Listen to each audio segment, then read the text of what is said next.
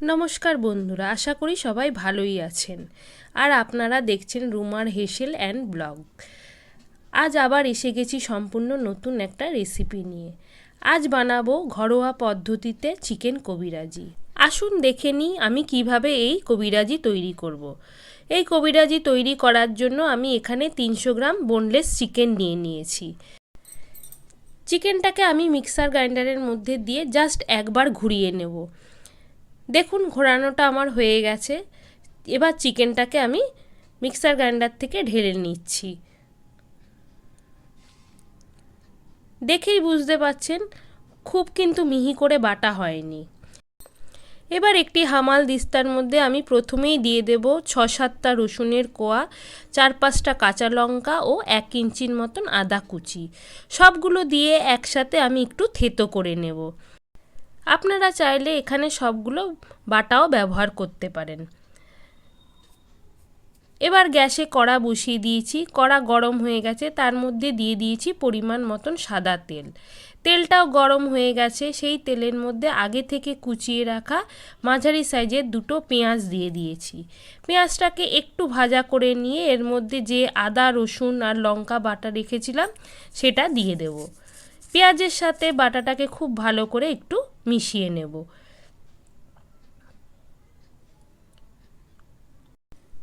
2 minute একটু ভালো করে নাড়াচাড়া করে নিয়ে এর মধ্যে দিয়ে দেব আগে থেকে কেটে রাখা মাঝারি সাইজের একটা টমেটো। টমেটোটাকে দিয়ে আবার পেঁয়াজের সাথে খুব ভালো করে ভাজা করে নেব। একটু ভাজা হয়ে গেলে এর মধ্যে দিয়ে দেব স্বাদ মতো নুন আর হলুদ গুঁড়ো। এই দুটো দিয়ে আবার পেঁয়াজের সাথে খুব ভালো করে মিশিয়ে নেব। পেঁয়াজ টমেটো খুব ভালো করে ভাজা হয়ে গেলে যে মাংসটাকে আমি বেটে রেখেছিলাম সেই মাংসটা দিয়ে আবার খুব ভালো করে ভাজা করে নেব। মিডিয়াম ফ্লেমে রেখে আমি সমস্ত রান্নাটা করব। ঢাকা দেওয়ার দরকার হবে না, কারণ মাংসটা তো একদম ছোট করা, কোনো রকম অসুবিধা হবে না। মাংসটাকে একটু ভাজা ভাজা করে নিয়ে এর মধ্যে দিয়ে দেব 1/2 চামচ লঙ্কার গুঁড়ো, 1/2 চামচ জিরে গুঁড়ো ও 1/2 চামচ ধনে গুঁড়ো। এগুলো দিয়ে মাংসটাকে আবার খুব ভালো করে মিশিয়ে নেব। দেখেই বুঝতে পারছেন মাংস থেকে কিন্তু জল ছেড়ে দিয়েছে। মাংসটাকে খুব ভালো করে একটু ভাজা করে নেব। মাংসটা খুব ভালো করে ভাজা হয়ে গেলে পরে এর মধ্যে দিয়ে দেব আগে থেকে সেদ্ধ করে রাখা আলু। আলুটাকে আমি গ্রেট করে রেখে দিয়েছিলাম। আলুটাকে মাংসের সাথে খুব ভালো করে মিশিয়ে নেব। মাংসের সাথে আলুটাকে খুব ভালো করে মেশানো হয়ে গেলে সবশেষে এর মধ্যে দিয়ে দেব সামান্য লবণ ও 1 চামচের মতন গরম মশলা।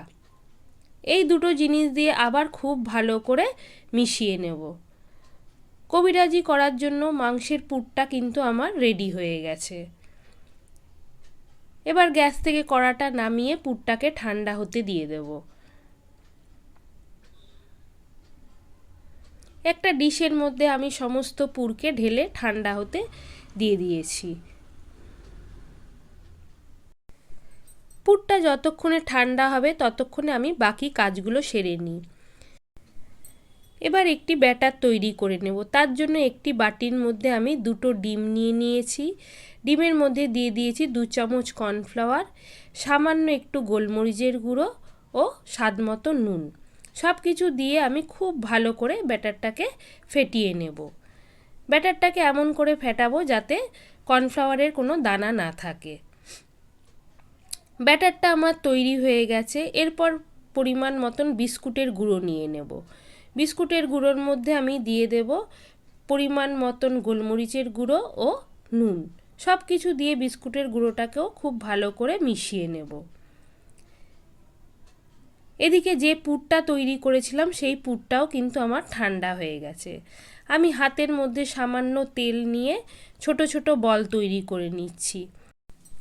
সেই বলগুলোকে আমি খুব ভালো করে ছোট ছোট চপের আকার দিয়ে দিচ্ছি। আপনারা যেমন চাইবেন তেমন আকার দিতে পারেন। প্রথম দিকে আমি একটু বড় করছিলাম, কিন্তু দেখলাম কড়া অনুযায়ী আমার জিনিসটা অনেকটা বড় হয়ে যাবে, সেই জন্য ছোট করে দিয়েছি। ঠিক এইভাবেই আমি সমস্ত চিকেনের পুরগুলোকে চপের আকার দিয়ে নিয়েছি।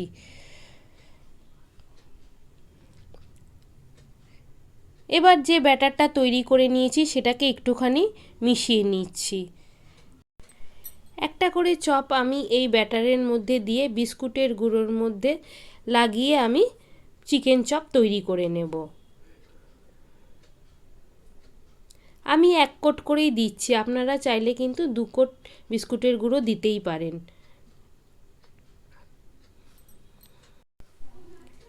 এইভাবেই আমি সমস্ত চপগুলোকে তৈরি করে নেব। সমস্ত চপগুলো আমার তৈরি হয়ে গেছে। এপাশে গ্যাসে কিন্তু আমি কড়া বসিয়ে দিয়েছি। কড়াতে পরিমাণ মতন সাদা তেল দিয়ে দিয়েছি, তেলটা গরমও হয়ে গেছে। এবার একে একে চপগুলো আমি তেলের মধ্যে দিয়ে দেব। একটু লাল করে উল্টে পাল্টে আমি সমস্ত চপগুলোকে ভেজে নেব।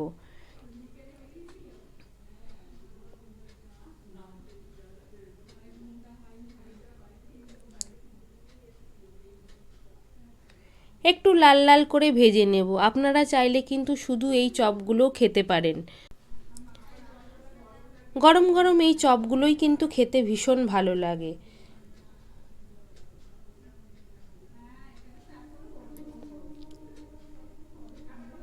ঠিক এইভাবেই আমি সমস্ত চপগুলোকে ভেজে নিয়েছি। এখনও কিন্তু একটু কাজ বাকি আছে। এবার ওই তেলটাকে একটা ফ্রাই প্যানের মধ্যে আমি নিয়েছি। নিয়ে যে ব্যাটারটা তৈরি করেছিলাম সেই ব্যাটারটাকে হাতের সাহায্যে আমি একটু ছড়িয়ে ছড়িয়ে দিয়ে দিচ্ছি। দেখুন অমলেটের মতন তৈরি করছি। ছড়িয়ে দেওয়ার পর তার মধ্যে একটা চপ দিয়ে আমি খুন্তি ও একটি চামচের সাহায্যে পুরোটাকে উল্টে দিচ্ছি। একটু লাল লাল করে ভেজে নেব। কবিরাজি কিন্তু আমার তৈরি হয়ে গেছে। একটি ছাঁকনির মধ্যে আমি তুলে নিচ্ছি যাতে সমস্ত তেলটা পড়ে যায়। এইভাবেই আমি সমস্ত কবিরাজিগুলো তৈরি করে নিয়েছি। খেতে কিন্তু খুব খারাপ হয়নি, দোকানের মতনই প্রায় হয়েছে। পেঁয়াজ ও সস দিয়ে খেতে কিন্তু ভালোই লাগছিল। এই প্রথমবার ট্রাই করলাম, আমাদের তো খেতে ভালোই লেগেছে। আপনাদের কেমন লাগলো অবশ্যই জানাবেন। ভালো লাগলে অবশ্যই লাইক, কমেন্ট ও সাবস্ক্রাইব করবেন।